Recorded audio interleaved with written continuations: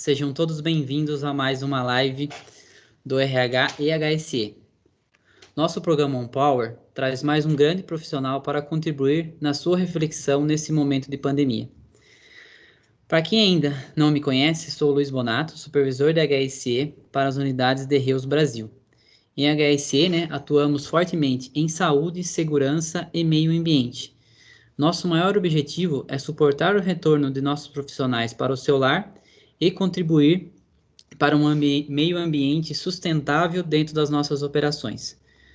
Essa é a nossa segunda live dentro do mês de julho, cujo tema abordado será um olhar médico sobre a pandemia e seus cuidados. Acredito que nunca na face da Terra um profissional da saúde foi tão requisitado, mas a de Reus, é uma prática constante nossa comunicação e alinhamento com a equipe médica. Importante salientar que todas as nossas decisões nesse momento de pandemia são pautadas em orientação médica. A COI, empresa que suporta nossas unidades, possui 7 médicos em atuação e seus credenciados em diversas cidades do Brasil.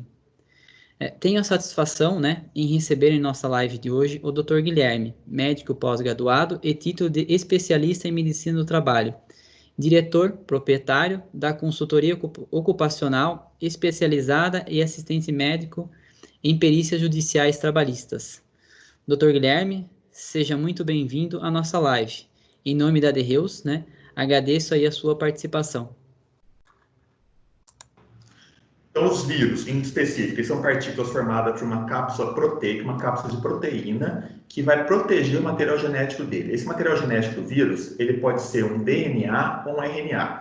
Por que isso é importante? A gente vai entender depois que o SARS-CoV-2, que é o vírus da doença COVID, ele tem um material genético RNA, que é um material genético que sofre muita mutação, tá? E por isso a dificuldade, às vezes, da gente fazer o mapeamento desse vírus e a cura contra essa doença.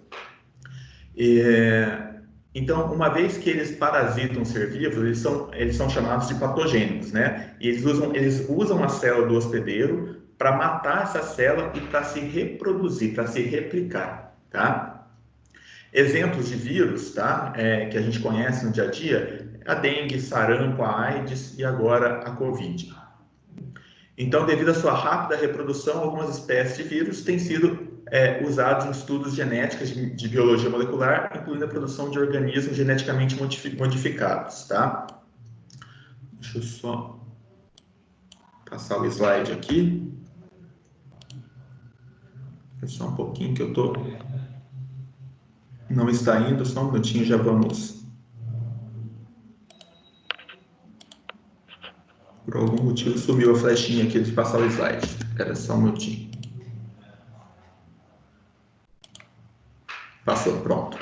Bom, os vírus aqui, eles são dois tipos, tá? Ou os vírus não envelopados ou vírus envelopados. O nosso COVID, ele é um vírus envelopado, ou seja, é um vírus que tem uma camada lipoproteica e dentro tem material genético. Por que isso é importante a gente saber? Futuramente, a gente vai falar sobre como a gente faz a asepsia, a limpeza das mãos, e vocês vão entender o quê? Que esse material genético aqui, quando é protegido por uma cápsula lipoproteica, a gente acaba tendo o efeito do sabão ali, que o sabão ele vai agir contra essa camada e destruir, fazendo com que esse material genético seja eliminado pelo sabão, tá? O material genético do vírus matando o vírus. Aí a importância do uso da água e sabão que a gente vai falar mais para frente. E as formas de contágio principais dos micro-organismos pode ser por picada de inseto, mordida de animais, água e alimentos contaminados, relações sexuais, fluidos corporais, que aí está incluso o COVID, que é por saliva, por perdigotos, gotículas de saliva, por má higiene pessoal, e aqui também está incluso o COVID, porque a má higiene é falta de higienização das mãos, onde a gente leva a mão no olho, boca e nariz para poder ser contaminado, e de uma maneira indireta também, através de superfícies contaminadas, tá? Tudo isso a gente vai ver para frente. E outra forma de contágio do COVID é através de traumatismos, dos micro-organismos, através de traumatismos e cortes, ok? Aí um pouquinho da história do contato do vírus com o ser humano. Eu acho interessante a gente entender isso, Porque desde a pré-história, o homem ele deixa de ser nômade, ou seja, ele deixa de perambular pelo ambiente e ele passa a ser sedentário e acaba acumulando água, alimentos e domesticando animais. Com a domesticação dos animais, ele começa a ter mais contato com os vírus, tá? Que até então ele não tinha. E esses animais são os hospedeiros diretos dos vírus, tá? Então, esses vírus zoonóticos, que é o caso do vírus da Covid, que tudo leva a crer que é um vírus proveniente do morcego, ele tem uma predisposição maior a infectar o homem, tá? E aí, aqui nesse slide aqui, a gente vai entender um pouquinho sobre o coronavírus, tá? Quais são a família do coronavírus, o tipo de vírus, para vocês se familiarizarem e entender que esse vírus é antigo, ele surgiu desde 1960, tá? Ele faz parte da família dos coronavírus, tá? Corona é um vírus que tem forma de coroa, por isso que é chamado de coronavírus, tá? Que ele tem o formato de uma coroa. Como eu já tinha falado, ele é um vírus que tem material genético RNA, então ele tem uma alta capacidade de mutações. Só fazendo uma analogia, tá? O vírus da AIDS também é um vírus RNA, então ele também sofre muitas mutações, tá? E eles são diversos tipos de vírus que existem do corona, tá? A gente vai ver os três mais comuns, que são os três que causaram epidemias no mundo desde 2002, começaram as epidemias pelo coronavírus, tá? Então, esses três vírus do coronavírus, a gente chama de SARS-CoV, que é a síndrome da angústia respiratória, MERS-CoV, que é a síndrome da angústia respiratória do Oriente Médio, tá? Que é muito conhecido pelos cientistas, e também agora o SARS-CoV-2, que é o vírus da Covid, tá? Então, vamos lá para o próximo. Eu estou com uma dificuldade aqui na hora de trocar, Bonato. Ele está... Deixa eu ver só. Agora foi. Vamos lá. Bom, isso daqui é um histórico um pouquinho dessas três doenças que eu falei com vocês transmitidas pelo coronavírus, tá? Então, o SARS-CoV, que é uma doença que provavelmente veio das fezes do morcego, que contaminou um animal intermediário, que é o gato do mato, e o gato do mato que transmitiu o vírus SARS-CoV para o ser humano, tá? Outra doença é o MERS-CoV, que também acredita que as fezes do morcego contaminou o camelo, que passou para o ser humano. E atualmente acredita-se que realmente o morcego novamente, através de suas fezes, tenha contaminado, aí por isso a interrogação, a marmota, e a marmota passou para o homem, tá? Então, essas três doenças são relacionadas ao coronavírus, tá? A SARS-CoV surgiu em novembro de 2002. Ela era responsável por uma pneumonia atípica na cidade de Guangdong, na China, tá? Surgiu em março de 2003, através do vírus SARS-CoV, e ele se espalhou para 29 países. Então, já em 2002, a gente teve uma epidemia causada pelo coronavírus. O custo foi de 30 a 100 bilhões com essa epidemia. E a gente acredita que o reservatório natural é o morcego, e em março de 2003 iniciou, em julho de 2003 a Organização Mundial de Saúde declara o fim dessa epidemia, tá? Qual que é o saldo dessa epidemia? 8.096 casos, com 774 mortes por conta dessa doença causada pelo coronavírus. Quais foram os países de maior distribuição dessa doença? Principalmente a China, tá? Se a gente pegar, foi mais de 5.000 casos na China. Depois a gente pegou aqui a região do Canadá, tá? E aí a gente teve, que foi o Canadá, aqui está entre 100 e mil casos, tá? Aí aqui entre 11 a 100 casos, a gente pegou Estados Unidos e Alasca, e depois pequenos casos espalhados pelo mundo. Inclusive no Brasil teve de 1 a 10 casos, Brasil, aqui na Rússia, Austrália, Índia, alguns países da Europa. Então foi uma epidemia, tá? Que se transformou numa pandemia depois, que pegou o mundo, praticamente todos os continentes, tá? E acabou tendo um curto período mas teve um acometimento importante aí financeiro e de saúde também, tá? Em setembro de 2012, surge um novo vírus identificado da família do coronavírus na Arábia Saudita, tá? E região ali do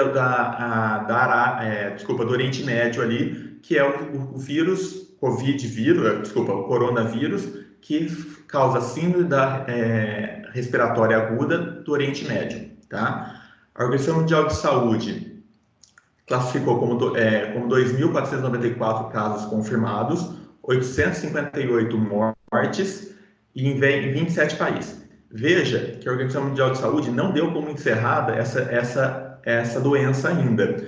Enquanto a gente da SARS-CoV a gente teve encerramento, essa ainda existe casos reportados, tá? Mas a nossa sorte é que está restrito à Península Arábica. Também é uma transmissão por animais, de maneira esporádica, e não tem uma sustentação de transmissão na comunidade, assim como nós temos na doença Covid. Tá? Então, a transmissão é mais branda do que o SARS-CoV-2, que é da Covid. Tá? E agora a gente tem alguns surtos localizados na Coreia do Sul. E a grande importância dessa doença, ela tem uma alta taxa de infecção hospitalar. Tá? Então, preocupa muito a área de saúde por causa dessa infecção hospitalar que ela causa. Tá bom? Doutor, pois não. só um segundinho. A gente recebeu uma primeira pergunta, aproveitando já aí o slide anterior, né? A pergunta do Rossetti, né? Ele está falando sobre a questão da AIDS, né? Se aí depois de décadas, né, que a gente ainda não conseguiu, né, uma vacina relativa à AIDS, né? Será que em relação ao Covid teremos essa mesma situação, né? Se é que a gente vai conseguir aí conseguir uma vacina, por quanto tempo isso vai pendurar e tudo mais? Tá, se você me permitir, o Rossetti também, Bonato, nós vamos lá no final, a gente vai falar um pouquinho sobre a vacina, seria um momento oportuno, porque a gente vai falar um pouquinho sobre a imunidade, os tipos de imunidade que tem, e aí vai ficar um pouquinho mais claro para poder explicar, senão a gente vai acabar adiantando um pouquinho o assunto, e a gente vai acabar, às vezes, tendo que repetir lá na frente o assunto, tá? Mas me Perfeito. lembra essa pergunta no final que a gente vai responder ela, tá Com bom? certeza. Obrigado, doutor. Obrigado a vocês aí. Vamos lá. Então, quanto a MERS-CoV, a gente teve uma alta incidência aqui na região arábica, pegou uma parte da África, Índia e alguns países aqui da Europa também, tá? Então, ficou mais restrita essa patologia causada pelo coronavírus, tá? E aí, a gente está falando agora do SARS-CoV-2, que é o nosso principal assunto de hoje. Então, até agora foi só para vocês entenderem que o coronavírus já é um vírus que já vem acometendo a população desde 2002, né? Que é um vírus que trouxe uma doença significativa a partir de 2002, depois a MERS-CoV e agora a SARS-CoV-2, agora em 2019, tá? Então, quando começou, eles chamaram de novo coronavírus. Por quê? Como já existia o coronavírus, tinha um novo vírus que ninguém sabia da onde que tinha vindo esse novo vírus, então eles começaram a denominar de novo coronavírus, tá?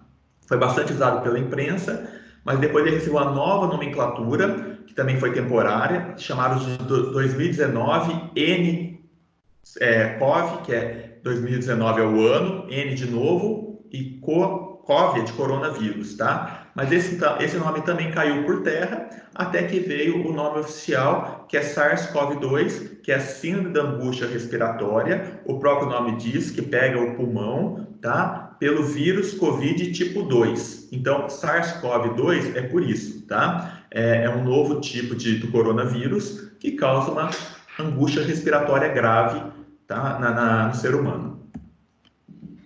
Bom, eu gosto de começar aqui a falar sobre a Covid com uma frase muito oportuna do Jagunço Riobaldo, do livro Grandes Sertões Veredas, de João Guimarães Rosa. Não sei de nada, mas desconfio de muita coisa. Por que isso? A gente está no meio de uma pandemia onde muito pouco se sabe sobre a doença. É uma doença nova.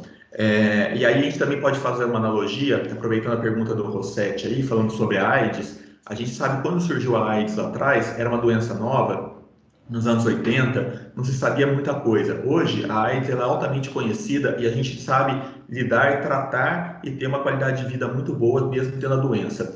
Acreditamos que vamos chegar nesse estágio com o Covid, não sabemos se é daqui 1 ano, 2 anos, 5 anos, daqui meses, mas a gente vai descobrir muito sobre essa doença ainda e vai achar uma forma de viabilizar o tratamento e brecar, frear essa transmissão do vírus, tá? Falando sobre Covid, eu acho muito importante ressaltar para vocês, cuidado com a fake news, cuidado com o que vocês recebem e com o que vocês transmitem de informação, tá? Infelizmente ou felizmente, nós temos uma ferramenta na mão, que é a tecnologia, que é o WhatsApp, onde a gente recebe informações em tempo, muitas vezes até tempo real, e aí a gente passa sem ver se a fonte é verdadeira ou não, tá? E aí a gente acaba disseminando um pouquinho de pânico, medo, assustando as pessoas. Então, na hora de você receber uma informação, analise ela com critério e só retransmita ela quando realmente você tiver certeza que ela vem de uma fonte segura. E quando a gente fala de fonte segura, eu falo de Ministério da Saúde, tá? Ou Organização Mundial de Saúde. Então, vá buscar de fontes confiáveis, porque vai ter muita gente querendo se autopromover e divulgando coisas que ainda não tem embasamento científico para a gente poder afirmar, tá? A gente vai falar disso quando a gente chegar lá no final da palestra e se houver dúvidas sobre medicação, sobre tratamento, a gente vai perceber que existe muita especulação em cima de medicações também, tá? Bom, falando um pouquinho da Covid. A Covid-19 é o nome da doença, que é causada pelo SARS-CoV-2, como a gente já disse, e apresenta um quadro clínico que varia desde uma infecção sem sintomas até quadros respiratórios graves, tá? De acordo com a OMS, a maioria dos pacientes que têm a Covid-19, cerca de 80%, pode ser assintomática, e só 20% dos casos podem requerer atendimento hospitalar por um quadro um pouquinho mais grave, tá? E desses 20% que pode apresentar um quadro de sintomas, um quadro mais grave, só 5% vão necessitar de suporte ventilatório. Pô, doutor, mas você está falando de 5% e a gente está preocupado com o respirador? Se a gente fizer as contas, vamos colocar aí para arredondar a conta que a gente tem 200 milhões de brasileiros, a gente tem 220, né? Mas vamos por 200. A gente está falando de 40 milhões. 40 milhões, se a gente multiplicar 5% de 40 milhões, olha quantas pessoas que a gente vai ter necessitando de um suporte ventilatório. É por isso que a gente tem a preocupação, para não colapsar o sistema de saúde, tá? Então, por mais que 5% seja pouco, dentro de um montante de 200 milhões de pessoas, realmente um número preocupante para a saúde absorver, tá? Então, a gente tem que ter muito cuidado porque a gente não enxerga, tá? Atenção porque a gente não vê.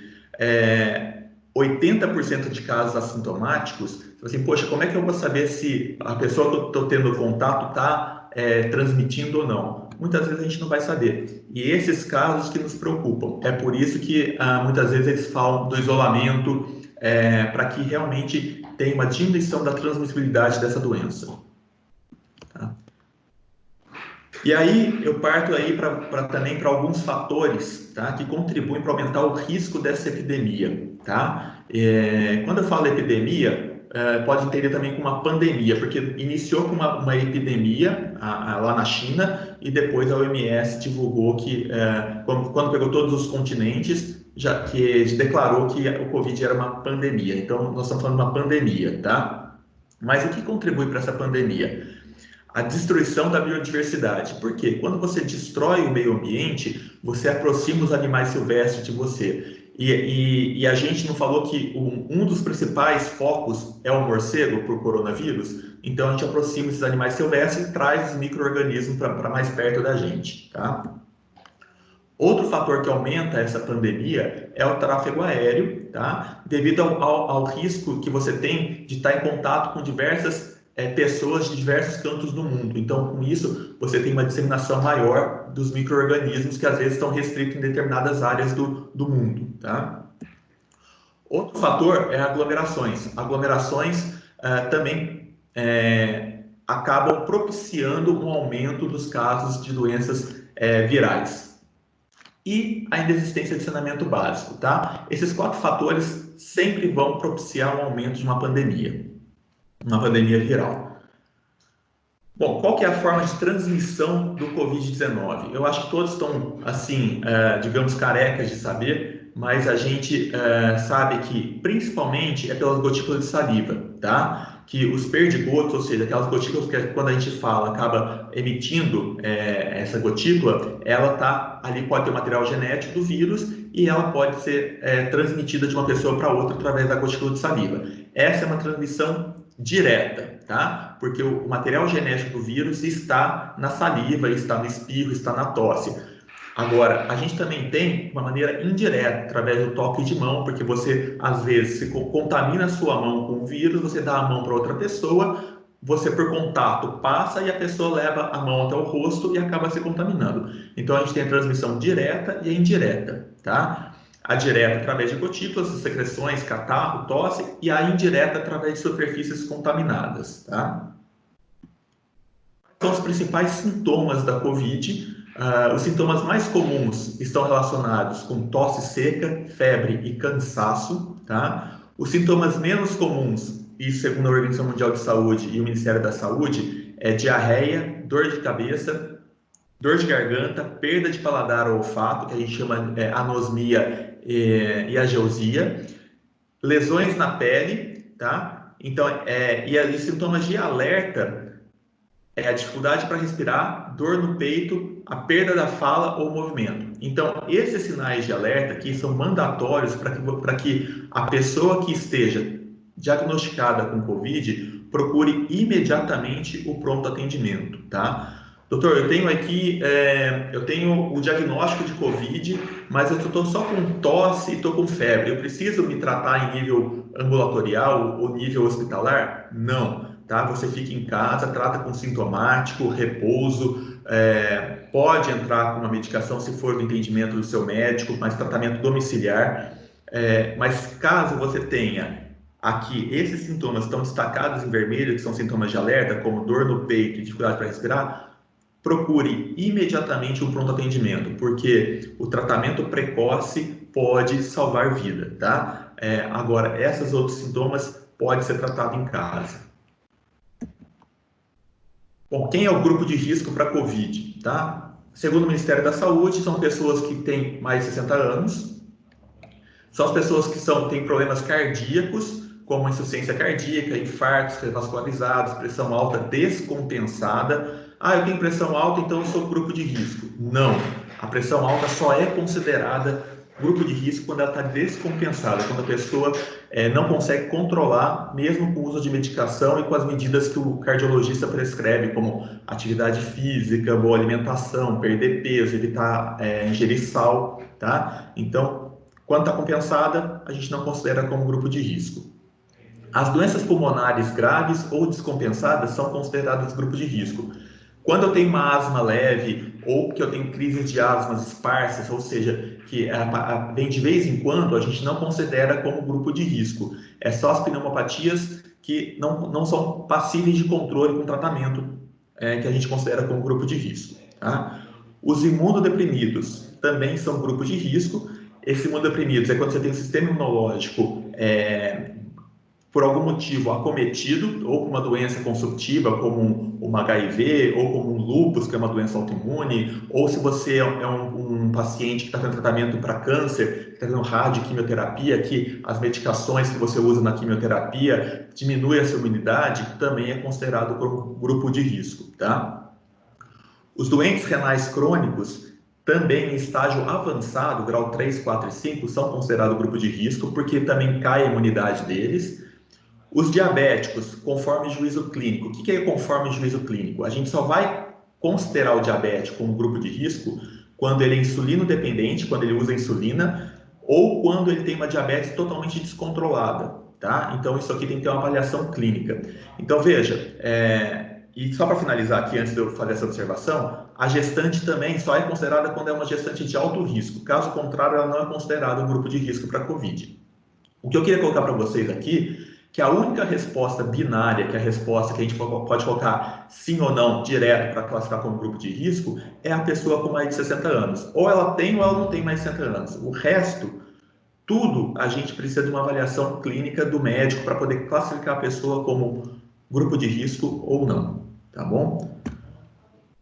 Bom, e aí, frente a todo esse conceito aí de transmissão e grupo de risco, a gente também traz um novo conceito, que é o conceito do novo normal, que é um conceito que não é aceito por muitas pessoas, causa polêmica, mas em geral o novo normal ele é considerado como um período de readequação da sociedade após uma grande crise. E a gente está vivendo essa grande crise, que é a pandemia do Covid. Tá? Então, estamos sim vivendo uma nova era, um novo normal que vamos ter que nos adaptar até quando? Até quando a gente conseguir frear essa doença, a transmissão, ou até quando descobrirem a cura dessa doença ou a vacina. Tá? Isso aqui eu vou passar rapidamente para vocês, porque eu acho que vocês já estão assim cansados de receber essa informação da mídia, até da própria The Hills, por veiculações aí internas, por cartazes, né? Então, é só rapidamente para a gente reforçar essas medidas. Mas quais são as medidas que vão mitigar, ou seja, que vão reduzir o risco da contaminação? A lavagem das mãos, tá? E a lavagem das mãos pode ser com água e sabão ou a higienização com álcool gel, tá? Qual que é a importância aqui do sabão?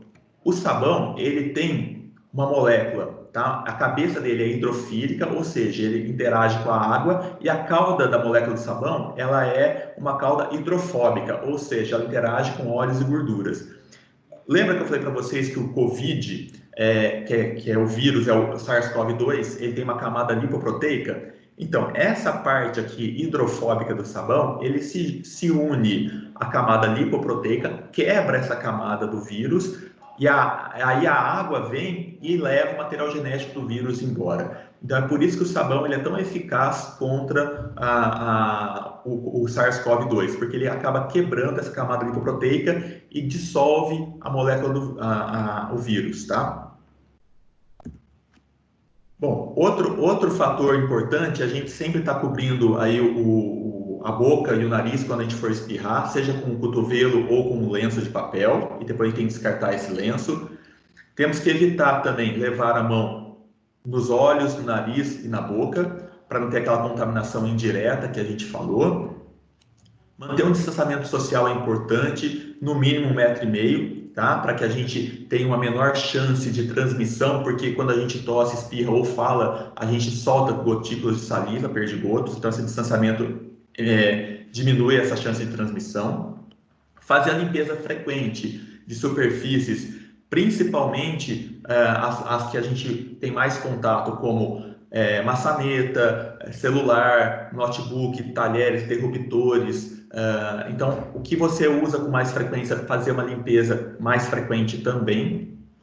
Não compartilhar objetos, então você tem que usar ou seu próprio objeto ou copos descartáveis, talheres descartáveis, tá?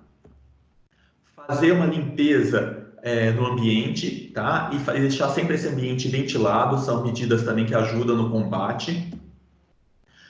Se você estiver doente, evitar contato físico com outras pessoas, principalmente as pessoas do grupo de risco, idosos e doentes crônicos, tá? Então, a melhor estratégia para quem está contaminado é ficar em casa, tá? Até ter a melhora do quadro. Ah, mas eu não sei se é Covid. Na dúvida, tem que realmente se resguardar para poder não disseminar essa doença para outras pessoas. Outra medida é dormir bem e ter uma alimentação saudável. Isso aumenta a sua imunidade, tá? Um sono revigorante, uma alimentação que tenha uma qualidade nutricional importante, melhora a sua imunidade. Evitar apertos de mão, beijos e abraços, tá?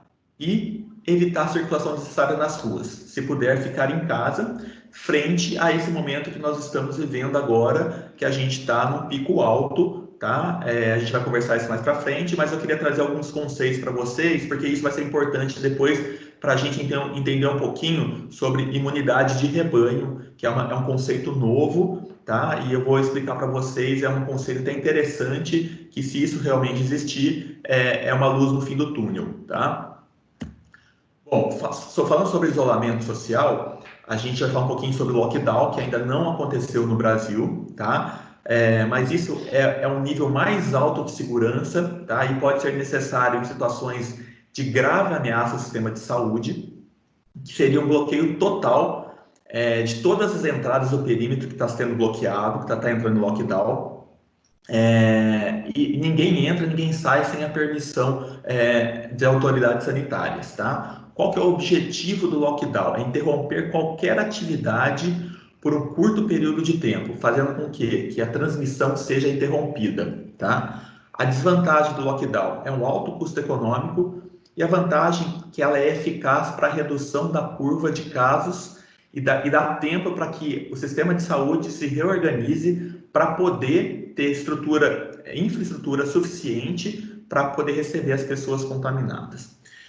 Veja, a gente está falando aqui de lockdown, tá? Lá na frente a gente vai falar sobre Manaus em específico, que teve um alto índice da doença e está tendo uma queda abrupta sem ter tido lockdown.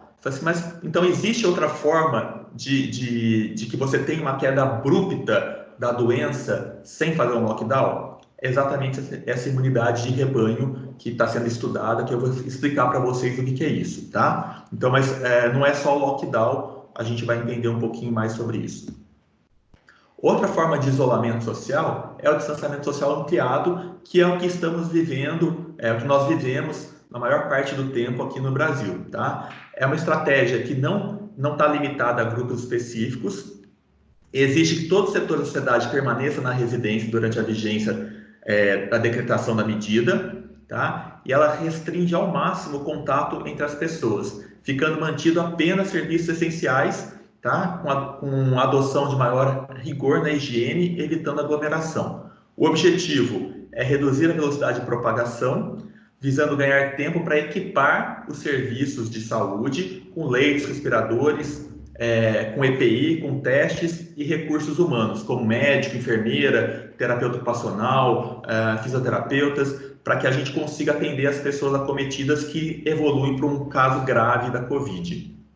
Qual que é a desvantagem desse distanciamento social ampliado? A manutenção prolongada dessa medida pode causar impactos significativos na economia e é difícil de saber em que momento a gente vai abrir novamente para um distanciamento social seletivo ou abrir completamente, tá? E a vantagem é essencial para evitar uma aceleração descontrolada da doença quando a gente se adota isso oportunamente, tá bom? E o distanciamento social seletivo já é um distanciamento social mais permissivo, que ele restringe as pessoas só do grupo de risco, como idosos, pessoas com doenças crônicas, tá? O objetivo é promover um retorno gradual às atividades, com segurança, evitando uma explosão de casos e o colapso do sistema de saúde. A desvantagem é que, mesmo em uma estratégia de um distanciamento social seletivo, os grupos vulneráveis vão continuar tendo contato com pessoas infectadas, que são assintomáticas ou sintomáticas, ficando mais difícil o controle. Por quê? Porque se outras pessoas da família estão saindo para suas atividades, a hora que voltam para casa e são assintomáticos, pode levar o vírus para as pessoas que estão no distanciamento social seletivo, tá? Que são os grupos de risco. E a vantagem, quando garantidos condicionantes, a retomada da atividade laboral e econômica é possível, tá? A criação gradual de imunidade de rebanho de modo controlado e a redução de traumas sociais decorrência do distanciamento social acontece, tá? A gente vai falar um pouquinho sobre isso, sobre a imunidade de rebanho. O que eu queria que vocês entendessem é que a gente nunca vai passar de um lockdown para um distanciamento social seletivo direto. A gente vai fasear isso. Como a gente está acostumado a ver aí, os governantes têm feito faseamento desse retorno. Por quê? Porque eles vão sentindo, eles vão tateando como que a curva de pessoas contaminadas está se comportando frente às medidas propostas pelos governantes, tá? Então, a partir do momento que eu solto muito, começa a subir a curva de incidência ou de prevalência da doença, aperta-se novamente a questão do isolamento. Conforme vai soltando e não está crescendo, vai se liberando com mais facilidade o retorno das atividades não essenciais e à vida normal, tá? Então, não esperem sair de um distanciamento social ampliado para uma liberação total. Isso tem que ser realmente faseado para a gente sentir como que vai se comportar a incidência da doença. Bom, falando um pouquinho sobre o distanciamento, outro método que é importante, que é uma barreira da transmissão da doença, é o uso da máscara. E esse quadrinho ele é interessante porque se a gente pegar aqui do lado esquerdo, vocês estão vendo pessoas que são portadores de Covid e aqui pessoas que não são portadores do Covid. Então, se eu tenho uma pessoa contaminada sem máscara, a chance dela passar esse vírus para uma pessoa que não está contaminada, mas está de máscara, é de 70% a possibilidade de contágio. Quando a pessoa que está contaminada usa máscara, a chance de contágio para uma pessoa não contaminada que está sem máscara cai para 5%. Então, veja, a importância da pessoa que está contaminada usar máscara é muito grande, tá? Quando a pessoa usa essa máscara, a chance cai muito, tá? E se as pessoas usarem, tanto a contaminada quanto a não contaminada, a chance de contágio cai muito mais, cai para 1,5%, tá? Então, fica aqui a recomendação do uso de máscara, mesmo sendo assintomático, a gente nunca sabe se a gente está com a doença ou não, tá? E todas as medidas que a gente falou, que a gente, na verdade, revisou até para fixar, para que haja impacto nesse gráfico aqui. Então, quando a gente faz essas medidas, a gente consegue pessoas suficientes para poder fazer o atendimento, são os recursos humanos, como médicos, enfermeiras, fisioterapeutas, epidemiologistas, capacitar esses profissionais para que possam atender as pessoas contaminadas. A gente consegue equipamentos necessários para o atendimento, a gente consegue EPI para proteger os funcionários que estão na frente da Covid, tá? E consegue isso através da vigilância epidemiológica, vigilância sanitária, através da tecnologia da informação, tentar entender como que essa doença se comporta para poder também frear essa transmissibilidade. Com isso, com todas essas medidas, a gente consegue fazer o quê? Um achatamento dessa curva, que a curva A seria uma curva sem controle, sem as medidas de contenção, e a curva B seria uma curva de doença com a implantação das medidas. E essa curva pontilhada aqui seria a capacidade que o sistema de saúde tem em absorver os casos novos de doença. Então, veja, a curva B, quando a gente faz o controle e as medidas de prevenção, a gente consegue ter um número de doenças que é totalmente suportada pelo sistema de saúde, tá? Com isso, todo mundo, por mais que tenha uma doença grave, vai ter uma chance de ser tratado, de ter uma possibilidade de cura, tá? Ao passo que na curva A, sem medidas, a gente não consegue isso. Bom, qual que é o cenário atual hoje da Covid no Brasil, tá? Essa fonte é do consórcio de veículos de imprensa, tá? Isso eu tirei aqui de 11 de julho, aonde, pegando todo o Brasil, a gente começou com os casos em março, foi havendo um incremento dos casos, tá? Isso aqui é o total de mortes por dia, então foi crescendo o número de mortes, foi crescendo, e a gente está entrando no Brasil como um todo num platô, ou seja, a gente está no pico da crise, da pandemia, mas a gente está entrando no platô. Esse platô agora, a tendência é que daqui a pouco ele comece a cair, tá? Mas isso no Brasil como um todo, o que não é uma realidade para cada estado. Como a gente tem um país de um território muito extenso, a gente tem realidades diferentes em estados diferentes, tá? Então, isso aqui eu peguei o compilado de todos os estados, nessa realidade que a gente está em nível nacional. Mais para frente a gente vai falar um pouquinho dos estados, principalmente dos estados onde a The Hills tem suas unidades, tá?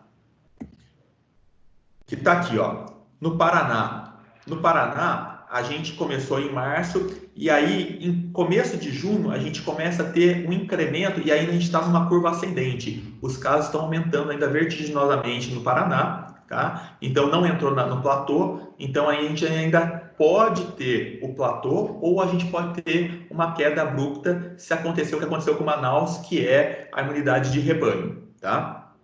Em São Paulo, a gente tem uma curva uma tendência de platô, ou seja, a gente logo começa a entrar na descendência. Na cidade de São Paulo, já estamos nessa descendência, mas como o vírus se interiorizou, a gente sabe que para o interior de São Paulo ainda está numa ascendência, tendendo a um platô, por isso que do estado inteiro, se a gente fizer a média, a gente está com esse platô em evidência ainda. Em Goiás, também está numa curva crescente, assim como no Paraná. E em Pernambuco, a gente teve esse aumento vertiginoso aqui a partir de maio, e agora ela está oscilando com uma leve tendência para queda, tá? Então, veja, cada estado está se comportando de uma maneira diferente, tá? Então, eu trouxe um pouquinho do cenário atual dos estados onde a The Hills tem as suas unidades. E aí, como sugestões de medidas para que a gente entenda a necessidade de lidar com esse novo normal, eu trago alguns itens que eu julgo importante, que é uma curva de aprendizagem no combate do Covid-19. Aí aqui eu falei um pouquinho sobre os meios de transporte para a gente chegar até o local de trabalho quando a gente for fazer a retomada. Alguns locais já tá tendo a atividade, mas alguns locais de rios não. Então, o pessoal está em home office, mas alguns lugares já o pessoal está trabalhando. Então, falar um pouquinho disso para o cuidado ser fiscalizado pelas pessoas que estão pegando transporte público. Os cuidados a serem tomados também na chegada do ambiente de trabalho. Quais são os cuidados? E aí o foco principal que eu queria trazer para vocês, que eu acho que isso foi pouco discutido com vocês, seria sobre os testes e sobre a imunidade e a vacina, tá? Então, falando um pouquinho só da curva de aprendizado. Eu chamo que essa curva de aprendizado tem três esferas, tá? É uma aprendizagem institucional, aonde eu sugiro que toda empresa tenha um comitê de planejamento e prevenção, aonde esse planejamento seja frente a um calendário para retorno ao trabalho, e esse calendário deve existir porque a gente sabe que a partir do momento que você tem uma data, a gente começa a ter que fazer o planejamento antes para que as medidas estejam todas prontas quando acontecer a retomada. Essa retomada seja de uma maneira gradual, faseando com 25%. Isso aqui tudo isso aqui são hipóteses que podem ser adequadas conforme a realidade de cada unidade, tá? Mas a gente fasear o retorno primeiro com 25% da população, depois passar para 50%, 75% e depois 100%, e a gente vai sentindo como que vai se comportando a incidência da doença, tá? Então, esse retorno híbrido, ele é altamente recomendável para todas as atividades econômicas. Tá? A gente tem que ter cuidado com as rotinas de higienização dos ambientes, tá? Então, a partir do momento que você começa a colocar pessoas para dentro do ambiente, o controle de higienização tem que ser mais frequente. As readequações do espaço físico, como distanciamento, favorecimento de circulação, também são importantes para mitigar o risco da disseminação e também criar informativos e cartazes para que os colaboradores sempre estejam lembrando e se policiando quanto às formas de prevenção do contágio da doença, tá? A outra curva de aprendizado que a gente fala que é importante é a curva de aprendizado técnica, aonde pessoas que estão mais familiarizadas com a doença e que têm uma maior destreza para lidar com isso, formem um comitê de combate ao Covid, onde haja reuniões diárias para avaliar se as medidas implementadas estão sendo úteis ou se estão sendo falhas e para que possa melhorar essas medidas. Como eu digo, é uma curva de aprendizagem. A gente vai estar sempre aprendendo se aquilo que a gente implementou é válido ou não, tá? Então, é necessário discutir sobre os casos, se as condutas tomadas foram corretas, propor novas medidas, criação de protocolos e fluxogramas para que a gente não incorra em erros, tá? Levantamento estatístico, entre outras medidas que esse comitê, essa brigada vai estar levantando para mitigar o risco de disseminação. E a gente tem uma curva de aprendizado de suporte, a gente vai precisar realmente dar suporte tanto para os funcionários acometidos, quanto para a instituição, no sentido de poder fiscalizar se as medidas estão sendo implementadas, tá? Então, para quem que os funcionários vão reportar que estão doentes? Como que o funcionário vai vai chegar, para o supervisor, é para o RH, porque a gente precisa ter esse link, essa abertura para o SES, para o Serviço de Segurança e Medicina do Trabalho, para que a gente tenha um suporte para poder se informar e ajudar no combate à disseminação do vírus, tá bom? Doutor, então, Oi, pois não. a gente está nos últimos 5 minutos, tá? Então, tenho mais 2 perguntas. A hora que eu puder te chamar e você puder me abrir o espaço, eu tenho mais 2 perguntinhas, tá ok? Tá. Eu vou passar um pouquinho rápido aqui, então, Bonato, porque assim, eu acho que a gente acabou atrasando um pouquinho para começar, a gente acabou se perdendo um pouquinho aqui, me perdi um pouquinho no tempo, mas posso evoluir um pouquinho aqui com os testes rápidos ou não? Sim, por favor. Tá. Então, falando um pouquinho dessas curvas de aprendizado, vamos falar um pouquinho agora sobre os testes rápidos, que eu acho que é o mais importante, o teste rápido e a questão da imunidade, que é o que todo mundo tem as dúvidas aqui. Tá? Tem 3 tipos de testes para a gente poder fazer o diagnóstico da doença. Tá? O RT-PCR é um teste que a gente chama de padrão ouro. É um teste onde a gente acaba tendo a visualização do material genético do vírus, tá? Então, a aplicabilidade desse teste é do 3º ao 10º dia. Por que do 3º ao 10º dia? É o período onde você vai ter uma replicação viral, onde o vírus entrou dentro do organismo e está se multiplicando. Então, você vai visualizar o material genético do vírus, tá? Então, se você aplicar o RT-PCR após o 10º dia, você até consegue visualizar, mas a sensibilidade do teste, a eficácia dele cai bastante. Então, o RT-PCR, ele é indicado do 3º ao 10º dia para ter uma sensibilidade maior, tá? Que é aquele do suave, onde você passa um algodão no nariz e na garganta para poder visualizar o material genético do vírus. O teste sorológico quantitativo é aquele que você vai dosar anticorpo. E aí que eu quero trazer para vocês o que é importante a gente estar falando, que as pesquisas têm mostrado. O anticorpo, nem todo mundo está produzindo anticorpo, tá? E aí que é o mistério da doença. Porque a imunidade humoral, que é a imunidade que a gente produz frente ao antígeno, ao vírus que é no nosso organismo, não está ocorrendo para todo mundo. E aí fala assim, poxa, se eu não tenho anticorpo, eu não estou imune. Não é verdade. A gente vai ver isso mais para frente, que mesmo sem anticorpos, as pessoas podem estar imunes, não pela imunidade humoral, mas pela imunidade celular, que é pelo linfócito T. Eu vou explicar isso para vocês, vocês vão entender o que eu estou querendo dizer. Então, o fato de você não ter anticorpos não quer dizer que você não está imune ao COVID, tá? Esse exame, a maior sensibilidade dele é após o 10º dia. Por quê? Ele detecta anticorpos no organismo das pessoas. Então, o vírus tem que entrar dentro do seu organismo tem que reconhecer ele. As células de defesa, que são os linfócitos B ou linfócitos T, vão começar a produzir anticorpos, e aí o teste vai poder detectar isso. Então, ele demora 10 dias para ter uma sensibilidade boa para ser indicado esse teste. Então, teste sorológico, teste de sangue, a partir do 10º dia é a indicação, tá? Tanto quantitativo, que dá a carga viral, quanto qualitativo, que é o teste rápido. Então, se fizer antes disso, a sensibilidade é muito baixa, tá? E aí, esse gráfico aqui é um gráfico importante para a gente entender o que eu falei. Se aqui no dia 0 você é contaminado, a produção do IgM ele começa aqui no dia 7. Então, se está no início, pode ser que o teste não detecte. Por que a gente fala 10 dias? Porque 10 dias vai estar por aqui, ó, a curva do IgM está lá em cima. Então, você já começa a detectar os anticorpos IgM, que é o anticorpo de fase aguda, tá?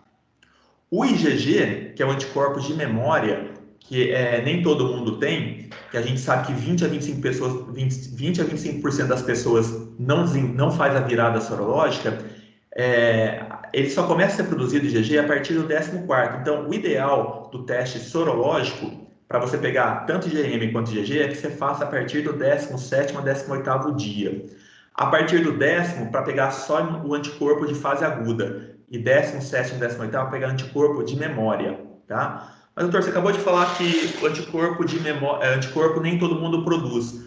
Então, eu posso fazer esse teste e não dar nada e eu estar imune? Pode. Você pode fazer esse teste, não ter anticorpos e estar imune. Esse é o desafio dos cientistas hoje, tá? E aí, esse desafio, eu vou pular isso aqui para a gente não... eu vou explicar para vocês o seguinte, a gente tem 3 tipos de memória imunológica. A imunidade inata, que é aquela proteção desenvolvida pela criança no início da vida, que ela herda da mãe ou através da amamentação. A imunidade humoral, que é essa que eu falei que o anticorpo, o antígeno entra dentro do organismo e aí os seus linfócitos B produz anticorpos contra, tá? Que é o IgM e IgG. E nós temos a imunidade celular. E é aqui que os cientistas estão se embasando porque se isso realmente estiver ocorrendo, explica muitas coisas que até o momento não tem explicação. O que eu quero dizer com isso? Vamos lá. Nós temos o linfócito T, tá? Que é uma célula também de defesa. E ele causa um tipo de imunidade que é a imunidade celular. Então, a gente falou que o coronavírus é um vírus antigo, né? E esse vírus, por ser antigo, ele tem estruturas, parte do seu material genético semelhantes. Só eles diferem algumas partes do material genético.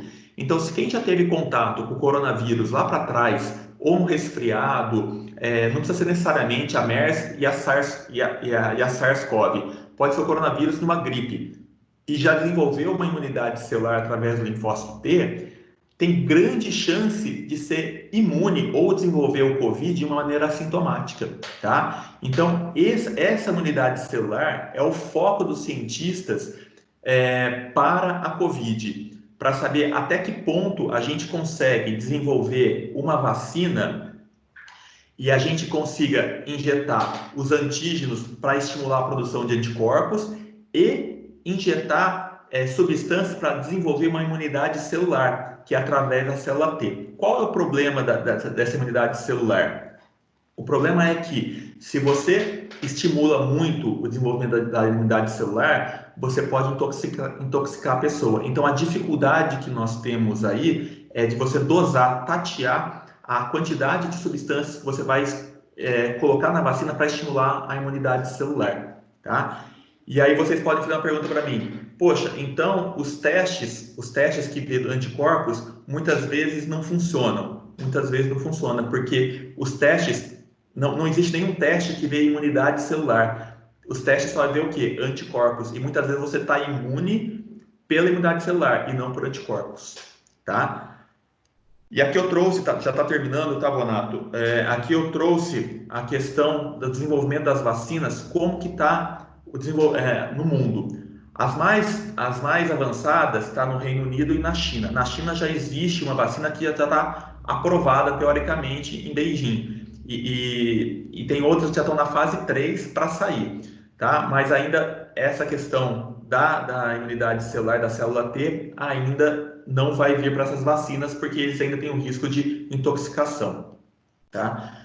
Talvez isso que explique o porquê que a gente também teve uma alta incidência de doença em Manaus, e de repente você não tem um platô, ela cai abruptamente a incidência de Covid. Qual o motivo? Pela imunidade de rebanho.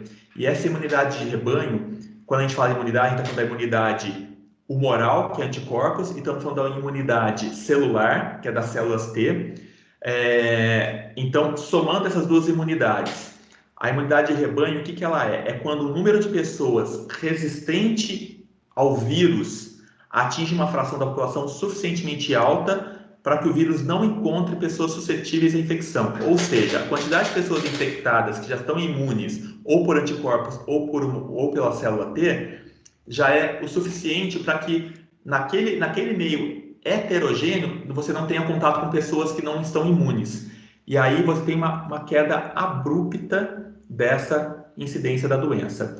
Então, quando vocês ouvirem imunidade de rebanho, é isso, tá? E qual o percentil estimado para que a população esteja já imune contra a doença, para que você já tenha uma imunidade? 60%, se a população for homogênea. E se for uma população heterogênea, que nem é a do Brasil, essa taxa pode cair de 34% a 43% da população já imune, já daria essa imunidade de rebanho, tá? Eu não sei se eu fui claro, é um conceito novo, eu vou até mostrar para vocês, isso aqui é do jornal, que saiu, é uma pesquisa, é um artigo do dia 11 de julho do estado de São Paulo, cientistas falando sobre a imunidade de rebanho, que é um novo conceito e é uma luz no fim do túnel, tá? Por quê? Porque nem todo mundo produz anticorpos, mas a gente pode ter uma imunidade celular que vai trazer essa imunidade de rebanho, que é a imunidade que vai pegar todo mundo, que vai proteger, vai diminuir muito a disseminação da doença, tá? Então, Bonato, eu abro aí para as perguntas. Eu acho que eu passei 6 minutos aí, mas se eu puder responder as perguntas, estou à disposição. É muito bom o material, doutor. Um ponto, né, para salientar a todos, a gente teve algumas dificuldades técnicas na conexão, tá? Mas eu não posso deixar de ressaltar, né, o credenciamento do doutor Guilherme, tá? Médico do trabalho, né? Tem as suas especializações aí na área de medicina do trabalho. Doutor, eu tenho aí várias perguntas que vêm surgindo agora, tá? O que que a gente vai fazer? Seguindo aí até a orientação do Rossetti. Vou fazer duas perguntas e depois as demais a gente encaminha para o doutor aí para estar nos auxiliando aí nas respostas. Pode ser? Pode sim. Tá, então vou pegar uma aqui. É, Pessoas que já tiveram um diagnóstico positivo, qual a chance de recontaminação, de contaminação pela segunda vez? Bom, vamos lá. Essa pergunta realmente é uma pergunta que não se tem uma resposta, como eu falei para vocês, até porque está se estudando a questão da imunidade celular, né? E aí, se essa imunidade celular realmente vira a fazer essa resistência ao vírus, a gente não tem chance mais de recontaminação, tá? A não ser que esse vírus faça uma mutação. Vou dar um exemplo para a pessoa, para ficar mais claro. A vacina da gripe, que a gente toma todo ano, da H1N1, tá? Por que todo ano você tem que tomar, né? Porque o vírus ele vai ter mutações, mas não é todo o material genético do vírus que muda, são partes. Então, por exemplo, se a pessoa toma vacina da gripe hoje, o ano que vem ela tem que tomar de novo, porque a nova vacina é com a nova cepa de vírus que está vindo. Só que parte desse vírus não causa mutação. Então, a chance de você ter um quadro grave no ano seguinte, para quem já tomou a vacina no ano passado, é muito pequeno. Então, a gente acredita o quê? Na questão da Covid, que quem se vacinar esse ano, quando sair a vacina, se vacinou esse ano, a chance de ter uma recontaminação pela Covid pode acontecer, mas de uma maneira bem mais branda, tá? E a vacina vai ter que ser tomada todo ano porque vão surgir mutações desse vírus, tá? Então, assim, existe a chance de recontaminação? Pode, mas depende da mutação do vírus. Porque o nosso anticorpo não vai ser duradouro, porque o vírus, como eu falei, ele é um RNA vírus que ele vai se modificar o tempo todo, tá? Tá ok. Eu não sei se ficou claro. Não, para mim ficou claro, tá? E se surgir algumas dúvidas sobre esse tema também, o pessoal pode, né, refazer a pergunta e a gente manda para o doutor fazer a resposta para a gente. Surgiu uma pergunta bem interessante aqui, pessoal. Todas vão receber respostas, tá? Mas devido ao nosso tempo aí, apareceu uma pergunta interessante: qual a diferença entre a população homogênea e heterogênea? A diferença, Isso. na verdade é o seguinte, a população, a gente chama de homogêneo, por exemplo, você tem nichos de sociedade, né? Então, quando a gente fala, dificilmente você tem uma população homogênea, tá? Normalmente a população ela é heterogênea, porque os nichos de sociedade são diferentes. Então, por isso que o transporte aéreo, como eu falei, quando você acaba mudando, você aumenta o transporte aéreo, você torna muito heterogêneo. Você traz pessoas de outros cantos do mundo com outras patologias, com outros vírus. Então, aí você torna a sociedade heterogênea. Então, em Manaus, que se você for pensar, Manaus está cercado pelos rios, então só tem acesso a Manaus o quê? De avião. Então, é uma população mais fechada. Então, quando você tem a imunidade de rebanho, por quê? Porque você acaba tendo uma uma população mais fechada. Então, fica mais fácil de todo mundo, de você não ter novos casos, contatos com novos casos. Então, isso seria uma população heterogênea ou homogênea. Quando você tem uma volatilidade, uma rotatividade de pessoas muito grande naquela população, ela se torna heterogênea, ela não é mais homogênea. Aí vem aquela história dos vírus que eu trouxe para vocês, que quando o homem era nômade, que ele ficava, que ele não parava, ele não acumulava alimentos, a chance dele pegar vírus era menor. Agora, quando você tem uma heterogeneidade na população, vai estar chegando vírus de tudo quanto é lugar, cepas diferentes, então é mais difícil ter a imunidade de rebanho. Seria essa a explicação dos cientistas.